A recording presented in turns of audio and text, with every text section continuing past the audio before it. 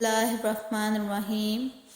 پیارے ناظرین، آج کی اس ویڈیو میں ہم حضرت خضر علیہ السلام کی شادی کا تذکرہ کریں گے۔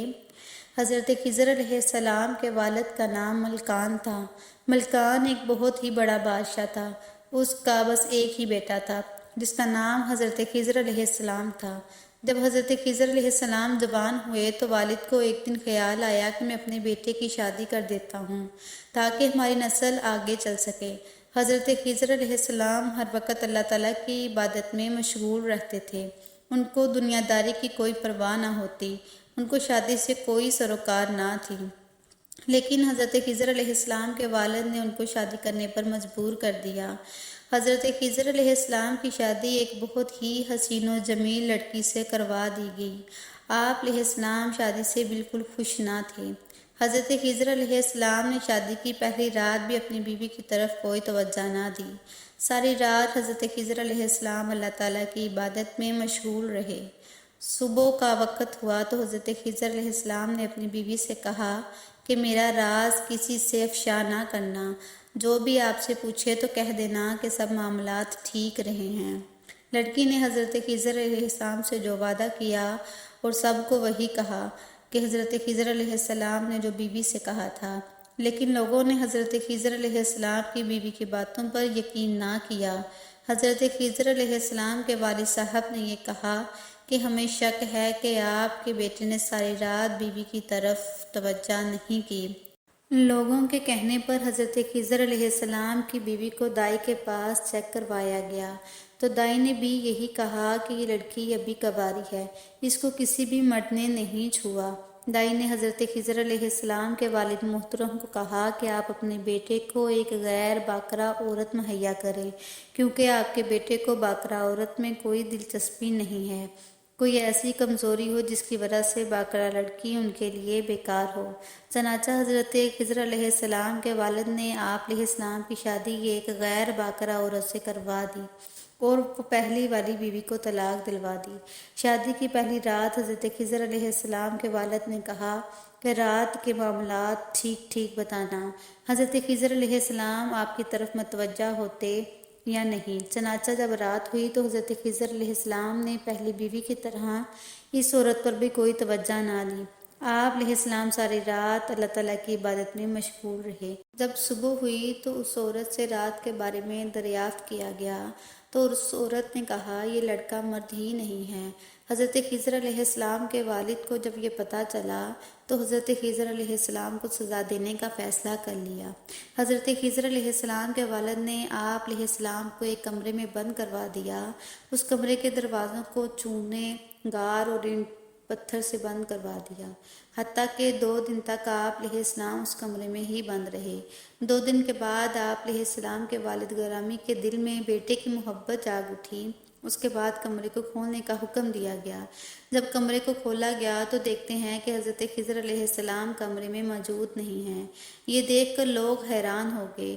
ملکان کو جب یہ پتہ چلا تو بیٹے کے وجود سے محروم ہو گیا ہے تو اس نے بیٹے کی تلاش کرنے کی بڑی کوشش کی، لیکن ملکان اپنے بیٹے کو تلاش کر نہ سکا۔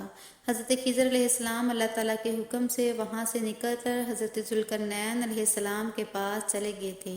آپ علیہ السلام حضرت ذوالقرنین کے ہمراہ بحر ظلمات میں جا کر آب حیات نوش کیا، ہمیشہ کے لیے ابدی زندگی کے مالک بن گئے۔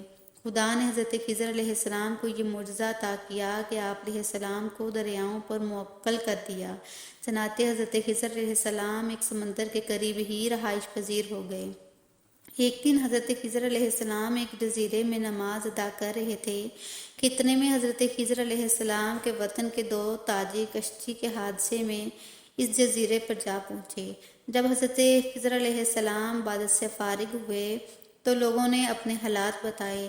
ان تاجروں نے حضرت خضر علیہ السلام کو پہچان لیا تھا۔ لوگوں نے اپنی مشکلات بتائیں۔ حضرت خضر علیہ السلام نے فرمایا کہ میں آپ کی مدد ایک شرط پر کروں گا۔ وہ شرط یہ ہے کہ اپنے ملک میں جا کر کسی سے بھی میرا ذکر نہ کرنا۔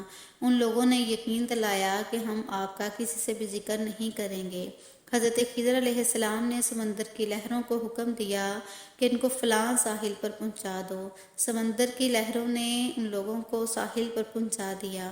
اپنے ملک میں پہنچنے کے بعد ایک آدمی تو اپنے وعدے پر قائم رہا مگر دوسرے آدمی سے رہا نہ گیا۔ وہ آدمی حضرت خضر علیہ السلام کے والد ملکان کے پاس گیا۔ اس نے حضرت خضر علیہ السلام سے ساری ملاقات کا واقعہ سنا دیا۔ اس آدمی نے یہ بھی کہا کہ میرے ساتھ ایک تاجر اور بھی ہے۔ اس تاجر کو بھی ملکان نے اپنے پاس بلوایا۔ جب وہ تاجر بادشاہ کے پاس آیا تو اس نے کہا یہ آدمی جھوٹ بول رہا ہے، میں تو اس آدمی کو جانتا ہی نہیں ہوں، یہ کون ہے؟